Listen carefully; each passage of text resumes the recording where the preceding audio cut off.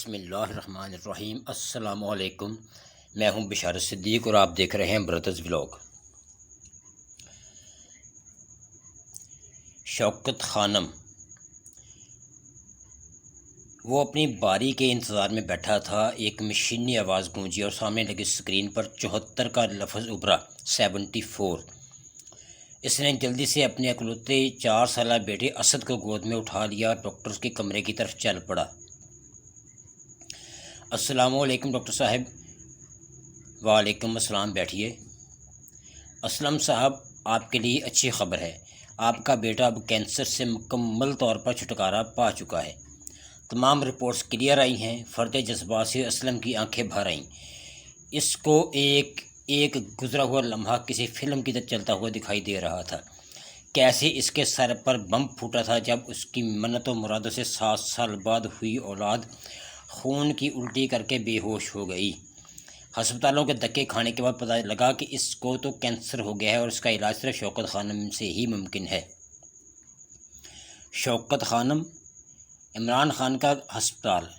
نہیں، وہ تو صرف امیروں کا اور اپنی پارٹی کے لوگوں کا علاج کرتے ہیں، اور میں تو نون لیگ کا ووٹر ہوں۔ اوپر سے پچھلے الیکشن میں محلے کا کونسلر بتا رہا تھا کہ وہاں تو بلڈ ٹیسٹ کے 10,000 روپے لیتے ہیں۔ میں تو غریب مزدور ہوں، علاج کے لیے اتنے پیسے کہاں سے لاؤں گا؟ انہی سوچے میں گم تھا کہ محلے سے قریشی صاحب آ گئے اور بیٹے کا حال احوال پوچھا۔ دل کی ساری باتیں بتائیں تو کہنے لگے، اسلم بھائی، صبح میرے ساتھ شوکت خانم چلنا۔ اور پھر 1 سال پہلے کی اسی صبح مجھے اس بیٹے کی اپنی ماں سے محبت کا تاج محل دیکھنے کا موقع ملا، جسے لوگ شوکت خانم کہتے ہیں، اور اس محل میں میرے بیٹے اسد کا 100% مفت علاج ہوا، اور مجھ سے نہ کس نے میری ذات پوچھی نہ پارٹی پوچھی۔ ابھی کل میرے بیٹے کو دیکھنے محلے کا کونسلر آیا تھا اور میرے بیٹے سے پوچھا، بیٹا بڑے ہو کر کیا بنو گے؟ جواب ملا، عمران خان۔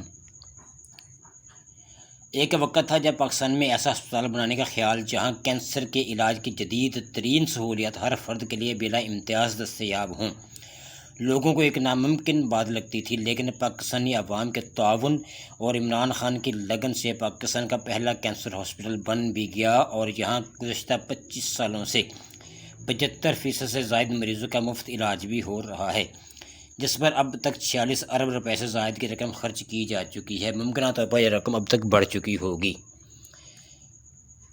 فیصلہ آپ کے ہاتھ میں ہے، غیور پاکستانیوں، ایماندار پاکستانیوں، سچے سچے پاکستانیوں، فیصلہ بہرحال آپ کے ہاتھ میں ہے۔ عمران خان کی لگن اور محنت کو سلام کیجیے اور میرے چینل کو سبسکرائب کیجیے۔ ملتے ہیں اگلے ویڈیو میں۔ خدا حافظ۔